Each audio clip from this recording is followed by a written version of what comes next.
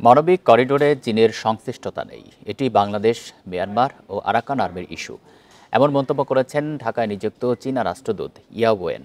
সকালে বীজ মিলনায়তনে আলোচনা সভায় চীনের রাষ্ট্রদূত এই মন্তব্য করেন। চীনা রাষ্ট্রদূত আশা প্রকাশ করেন, বাংলাদেশ, মিয়ানমার সহ সব পক্ষই রোহিঙ্গা প্রত্যাবাসনে জোর দেবে। বলেন, কাশ্মীর হামলার ঘটনায় নিরপেক্ষ তদন্ত চায় চীন। আস্থা এবং পারস্পরিক শ্রদ্ধাবোধ নিয়েই বাংলাদেশ চীন সম্পর্ক এগিয়ে চলছে বলে মন্তব্য করেছেন ঢাকায় নিযুক্ত চীনের রাষ্ট্রদূত ইয়াও ওয়েন। আগামী দশকগুলোতে এই দ্বিপাক্ষিক সম্পর্কের ভিত আরও শক্তিশালী হবে বলে প্রত্যাশা করেন তিনি। বাংলাদেশ চীন সম্পর্কের 5 দশক নতুন উচ্চতার দিকযাত্রা শীর্ষক সেমিনারে রাষ্ট্রদূত বলেন, সম্প্রতি দুই দেশের বাণিজ্য ও অর্থনৈতিক সম্পর্ক অনন্য উচ্চতায় পৌঁছেছে।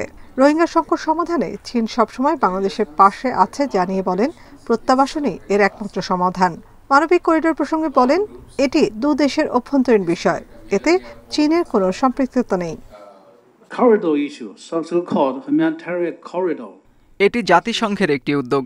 রাখাইনে চলমান পরিস্থিতির কারণে তারা এই প্যাসেজের মাধ্যমে ক্ষতিগ্রস্তদের সহায়তা দিতে চায়। এটি বাংলাদেশ, মিয়ানমার ও আরাকান আর্মির ইস্যু, এর সঙ্গে চীন যুক্ত নয়।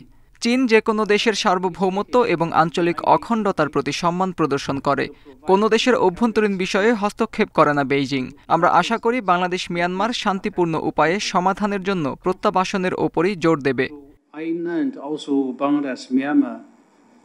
রাষ্ট্রদূত বলেন, নতুন বাংলাদেশ বিনির্মাণে অন্তর্বর্তী সরকারের প্রতি সমর্থন রয়েছে চীনের। সংস্কার এদেশের অভ্যন্তরীণ বিষয় মন্তব্য করে বলেন, স্থিতিশীলতা ছাড়া অগ্রগতি সম্ভব নয়। ভারত পাকিস্তান পরিস্থিতিতে উদ্বেগ জানিয়ে বলেন, পাকিস্তানে ভারতের সামরিক হামলা দুঃখজনক। ভারত পাকিস্তান একে অপরের প্রতিবেশী, আগামীতেও থাকবে। এই দুই দেশ চীনেরও প্রতিবেশী। চীন সকল ধরনের সন্ত্রাসবাদের বিরোধিতা করে এবং দ্রুততম সময়ের মধ্যে কাশ্মীর ঘটনার নিরপেক্ষ তদন্ত দেখতে চায়। আমরা উভয় পক্ষকে শান্তি ও স্থিতিশীলতার স্বার্থে কাজ করার, শান্ত থাকার, সংযম প্রদর্শনের আহ্বান জানাই।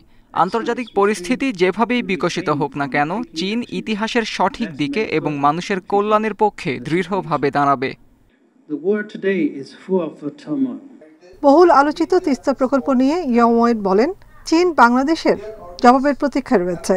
বেজিং মনে করে দ্রুতই এই প্রকল্পের কাজ শুরু করা উচিত। নাফিজাতুল্লাহ, ইন্ডিপেন্ডেন্ট নিউজ, ঢাকা।